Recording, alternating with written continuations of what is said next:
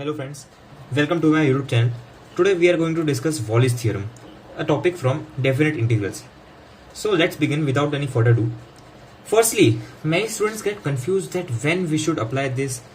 So we will discuss that further on.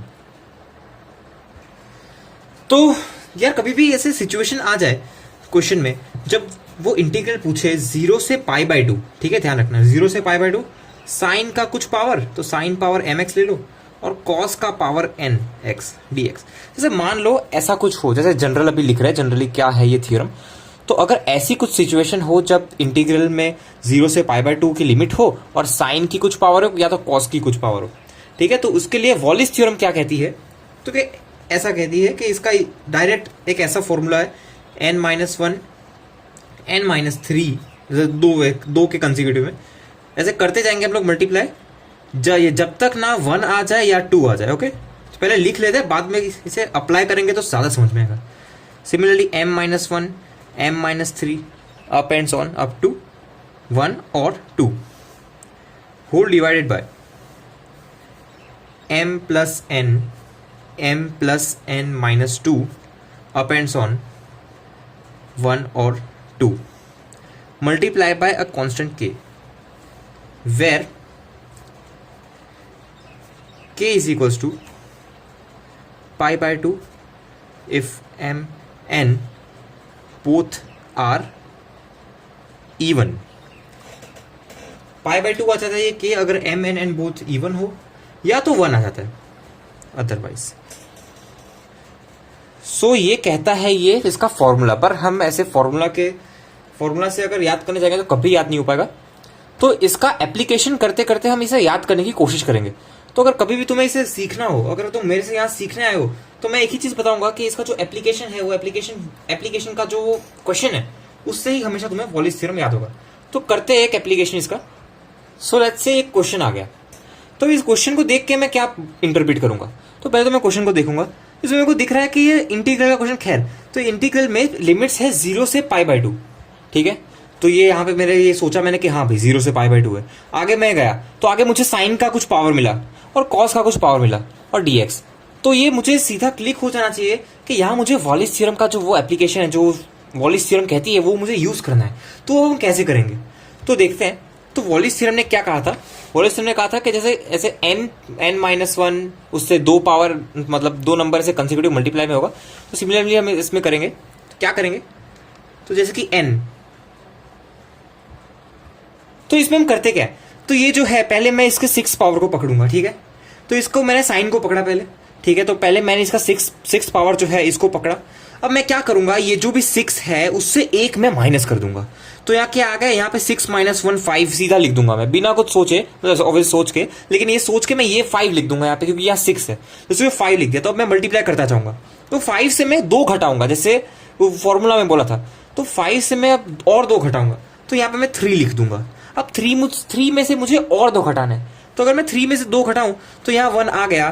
तो formula ने कहा था कि यहाँ 1 आ जाए या 2 आ जाए तो हम रुक जाएंगे।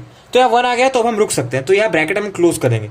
अब दूसरा इस कॉस के पावर को पकड़ेंगे, तो कॉस के पावर को अगर मैंने पकड़ा तो 4 में से मैं 1 माइनस कर दूंगा, तो यहाँ 3 आ जाएगा। अब 3 में से और 2 माइनस करूंगा, तो इसमें से 2 और माइनस कर दो, तो यहाँ 1 आ जाएगा। तो यहाँ पे भी मैं रुक जाऊंगा, ठीक है। अब डिवाइड बाय, अब डिवाइड में क्या था, डिवाइड में था m प्लस n, जो भी ये 2 पावर हो उसको पहले तो जोड़ो, ठीक है, उसको जोड़ के लिख दो। तो यहाँ पे 10 लिख दूंगा मैं, ठीक है, बहुत बढ़िया।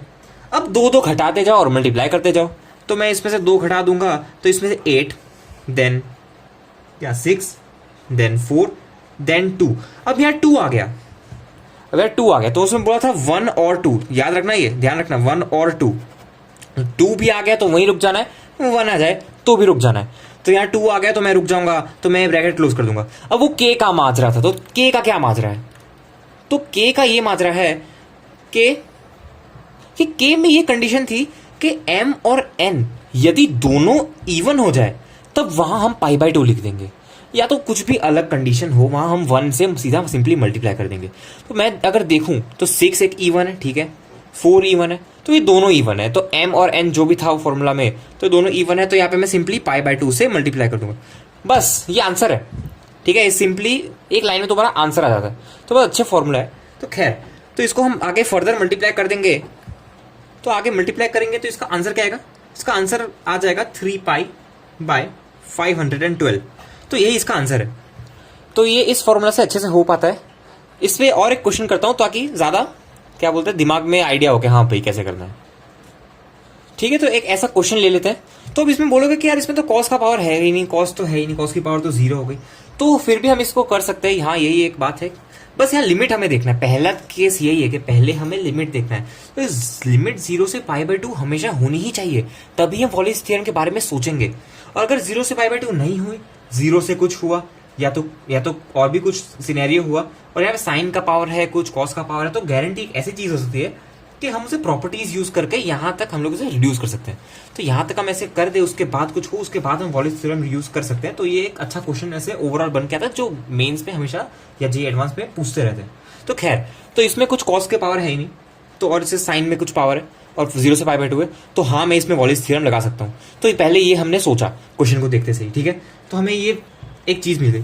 तो ठीक है, तो 5, तो साइन की पावर देखी। अब वॉलिस थ्योरम है तो और कुछ सोचना ही नहीं है, ट्रिग्नोमेट्रिक कुछ ऐसा कुछ सोचना तो है नहीं, तो नंबरों के साथ खेलना है। तो 5 है, तो 5 में से एक मैं घटा दूंगा पहले और लिख दूंगा, तो मैंने 4 लिख दिया। अब इसमें से 2 घटा दूंगा, अब 2 आ गया। अब 2 आ गया तो मुझे रुक जाने का बोला था, 1 आ जाए या 2 आ जाए तो रुक जाना है। तो मैं रुक के ब्रैकेट ऑफ कर दूंगा।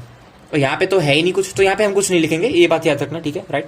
यहाँ पे 0 से कुछ ऐसे कुछ खैर करना नहीं है, तो यहाँ पे सिर्फ यहीं पे रुक जाना है। अब यहाँ पे डिवाइड में आ जाते हैं। अब डिवाइड में भी यहाँ पे 0 है, खैर तो अब कुछ कर ही नहीं सकते। तो हम इसको दोनों को ऐड करना है, तो कुछ है ही नहीं, तो दोनों को ऐड करेंगे तो लिखेंगे तो 5 लिख देंगे।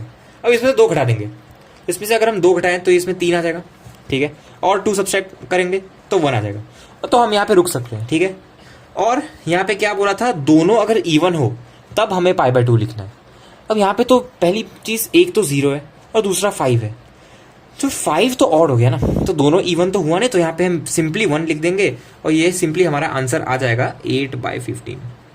तो डायरेक्ट आंसर आता है। तो वॉलिस थ्योरम बहुत अच्छा है। खैर, so this was our Wallis theorem.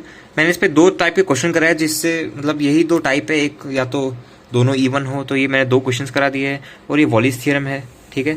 So this was all about Wallis theorem. I hope you liked the video. If you liked, so please hit the like button. You can also subscribe to my channel and share to your friends, because this is the most detailed video in very shorter period of time. So thanks for watching. If you are watching since till now, so you are great. Khair. Okay. All the best for your studies. Bye.